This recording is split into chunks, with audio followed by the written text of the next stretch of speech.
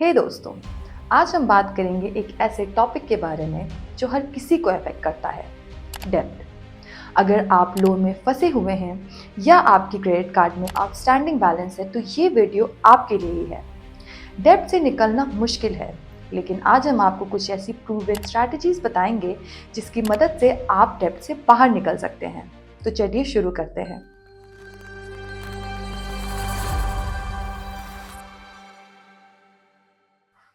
देखिए, डेब्ट लेना बुरी बात नहीं है, लेकिन अगर आप अपने डेब्ट को टाइमली रीपे नहीं करते हैं तो ये आपके फाइनेंशियल फ्रीडम को डिस्ट्रॉय कर सकता है।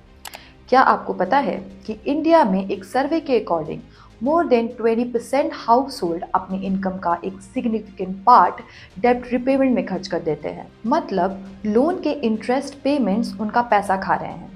तो अगर आप डेब्ट फ्री होना चाहते हैं तो सबसे पहले ये ज़रूरी है कि आप अपनी फाइनेंशियल हैबिट्स को समझें और उसके अकॉर्डिंगली आप अपनी स्ट्रैटेजी बनाइए।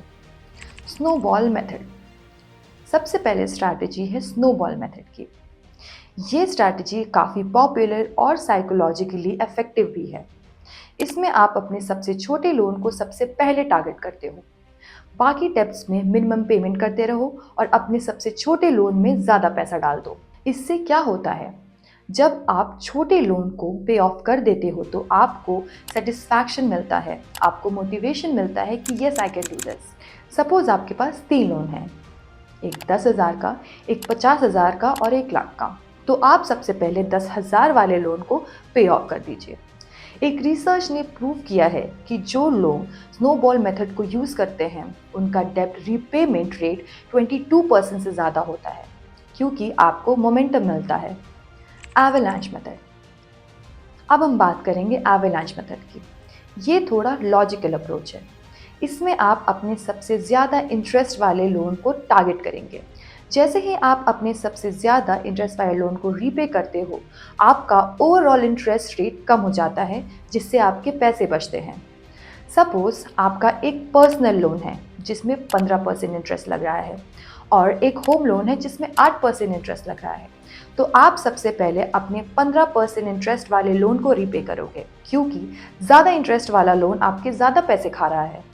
एवलांच मेथड का फ़ायदा ये है कि आप लॉन्ग टर्म में इंटरेस्ट रीपेमेंट में ज़्यादा पैसे बचा सकते हो।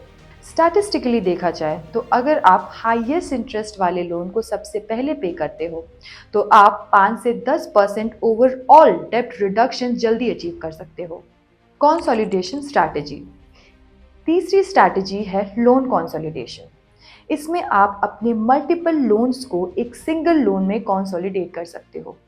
फॉर एग्जाम्पल, आपके पास credit card, home loan, car loan अलग अलग इंटरेस्ट रेट्स पे है, तो आप इन सारे लोन्स को एक लो इंटरेस्ट लोन में कंबाइन कर सकते हो। ये काफ़ी यूज़फुल ऑप्शन है, क्योंकि आपकी सारी ईएमआई पेमेंट्स एक ही प्लेस पर हो रही है और इंटरेस्ट भी कंपैरेटिवली कम है। इंडिया में आजकल डेब्ट कंसोलिडेशन सर्विसेज काफ़ी ज़्यादा अवेलेबल है, जो आपकी मदद कर सकता है आपकी पेमेंट्स को स्ट्रीमलाइन करने में। लेकिन ये तभी काम करेगा अगर आपको कंसोलिडेशन का इंटरेस्ट रेट कम मिले, वरना ये किसी काम का नहीं है। तो before going for this, research ज़रूर करें। Budgeting and cutting expenses. अगर आप डेब्ट फ्री होना चाहते हो तो सबसे इम्पॉर्टेंट पार्ट है स्मार्ट बजटिंग का। अगर आप अपनी मंथली एक्सपेंसेस को स्ट्रीमलाइन करते हो तो डेब्ट रिपेमेंट के लिए आप ज़्यादा पैसे बचा सकते हो। एक सिंपल रूल फॉलो कर सकते हो, 50-30-20। इस रूल के हिसाब से आप अपनी इनकम का 50% नेसेसिटीज़ पे स्पेंड कर सकते हो, 30% वांट्स पे और 20% डेब्ट रिपेमेंट और सेविंग्स पे। लेकिन अगर आप हैवी डेब्ट में हो तो 20% से ज़्यादा पे फोकस करो। इसके अलावा अननेसेसरी सब्सक्रिप्शंस, लग्जूरियस शॉपिंग और एंटरटेनमेंट पे कट डाउन करना होगा। एक सर्वे कहता है कि लोगों ने अपनी एक्सपेंसेस का 10 से 15% अननेसेसरी चीज़ों में स्पेंड किया, जो कि डेब्ट रिपेमेंट में यूज़ किया जा सकता था। Increase your income. डेब्ट फ्री होने का सबसे इफेक्टिव तरीका है कि आप अपने इनकम सोर्सेज को बढ़ाओ।